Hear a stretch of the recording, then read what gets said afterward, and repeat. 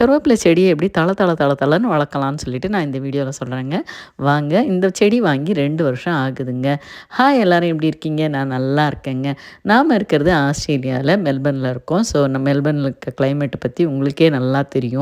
இந்த மாதிரி சின்ன சின்ன மொக்கு பூ ஏதாவது வந்ததுன்னு சொன்னால் அதை கிள்ளிடுங்க. ஏன்னா அது வந்து அதோடைய வளர்ச்சியை பாதிக்கும். நமக்கு தேவை கருவேப்பிலை. காலையில் சூரிய வெளிச்சம் வந்து கட்டாயம் படுற மாதிரி இந்த செடியை வச்சுருங்க. ஸோ முதல்லே பிளான் பண்ணிவிடுங்க எந்த இடத்துல வச்சா காலையில் சூரிய ஒளி படும்னு சொல்லிட்டு. மினிமம் 5 to 6 ஹவர்ஸ் வந்து கட்டாயம் சூரிய வெளிச்சம் தேவை. அதே மாதிரி வந்து கருவேப்பிலையை நம்ம எடுக்கும்போது ஒத்த கையில் பிடிச்சிக்கிட்டு அப்படியே உருவக்கூடாது. அது வந்து என்ன ஆகும்னா செடியை ஆட்டி விட்டுடும், வேறு ஆடி போயிடும். அதுக்கப்புறம் பார்த்திங்கன்னா எப்படி கருவேப்பிலையை கிள்ளணுன்றதை பற்றி நான் சொல்கிறேன். இந்த மாதிரி ஒரே ஒரு இனுக்கு எடுக்கிறது இல்லை உருவுறது அந்த மாதிரியெல்லாம் செய்யக்கூடாது. எப்படி எடுக்கணும் அப்படின்னா, நீங்கள் ஒரு நல்ல ஒரு சிசரை வச்சுக்கிட்டு நீங்கள் அழகாக அது முனையை வந்து நீங்கள் கட் பண்ணிட்டீங்க அப்படின்னு சொன்னால் 5, 6 கிளைகளாக அது மறுபடியும் வளர ஆரம்பிச்சிடும். தலன்னு நம்மளுக்கு நிறைய இடத்துல வந்து அது அந்த கணுவுன்னு சொல்லுவாங்க இல்லைங்களா, அது எடுத்து வர ஆரம்பிச்சிடும். ஒரு இனுக்கு நம்ம வந்து சிசரில் இந்த மாதிரி கட் பண்ணி எடுத்துரும்போது என்ன ஆகும்னா, அதே இடத்துல வந்து நமக்கு 2, 3 அந்த கணுவுன்னு சொல்லுவாங்களா அந்த மாதிரி வந்து நமக்கு கருவேப்பிலை வர்றதுக்கு ஆரம்பிச்சிடும். அதை பாருங்களேன், நான் அந்த மாதிரி வெட்டி விட்டதுனால எனக்கு எத்தனை கணு தனியாக எக்ஸ்ட்ராவாக கிடச்சிருக்கு பாருங்கள். நீங்கள் வந்து டெய்லி வந்து தண்ணி ஊற்றணுன்ற அவசியமே கிடையாது. நீங்கள் எப்போல்லாம் வந்து அரிசி கழுவுன தண்ணியில் அடியில் அந்த கொஞ்சம் லேயராக இருக்குது பார்த்திங்களா, அந்த தண்ணியை வந்து ஒரு 1/2 டம்ளர் எடுத்துட்டு கொண்டு போய் ஊற்றிடுங்க.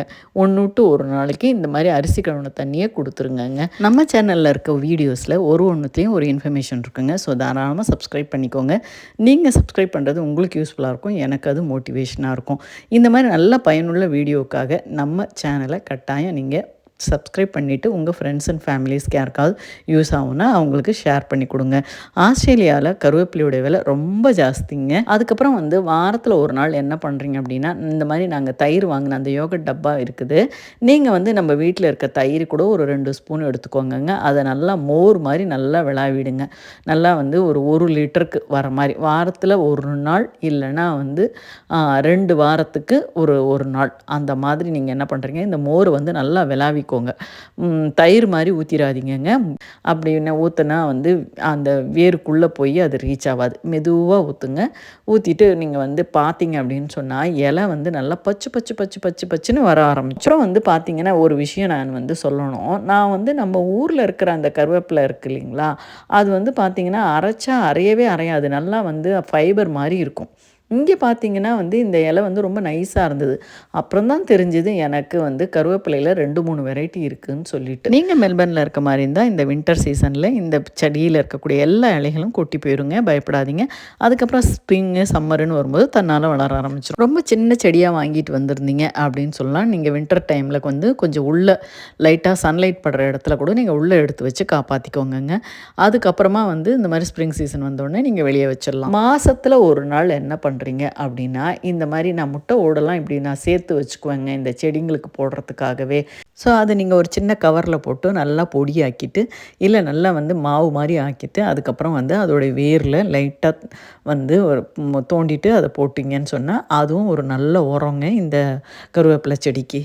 கருவேப்பிலையோடைய பயன்களை சொல்லி மாளாது. மெல்பர்னில் கருவேப்பிலையோடைய விலை 50 கிராம் வந்து 300 ரூபா கிட்ட.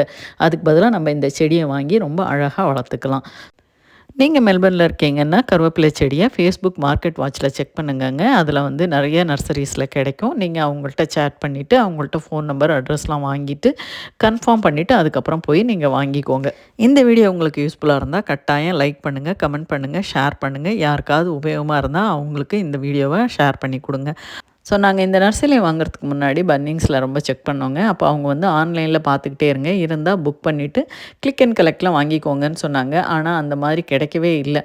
அதனால் பார்த்திங்கன்னா இந்த மாதிரி ஃபேஸ்புக்கில் வந்து நம்ம மார்க்கெட் வாட்சில் பார்த்தா நிறைய செடிங்க இருந்தது. அப்புறம் அதில் தான் நம்ம வந்து நான் மெல்டனில் இருக்கேன். ஸோ மெல்டனில் ஒரு நர்சரியில் வந்து அவங்கள்ட்ட பேசிவிட்டு நான் போய் இதை வாங்கிட்டு வந்தேங்க. ஸோ இந்த வீடியோ உங்களுக்கு யூஸ்ஃபுல்லாக இருக்கும்னு நினைக்கிறேன். நீங்கள் யூஸ்ஃபுல்லாக இருக்குன்னா நிச்சயமாக வந்து எனக்கு ஒரு லைக் கொடுங்க. நம்ம சேனலை சப்ஸ்கிரைப் பண்ணுங்கள். தேங்க்ஸ் ஃபார் வாட்சிங். தேங்க்யூ.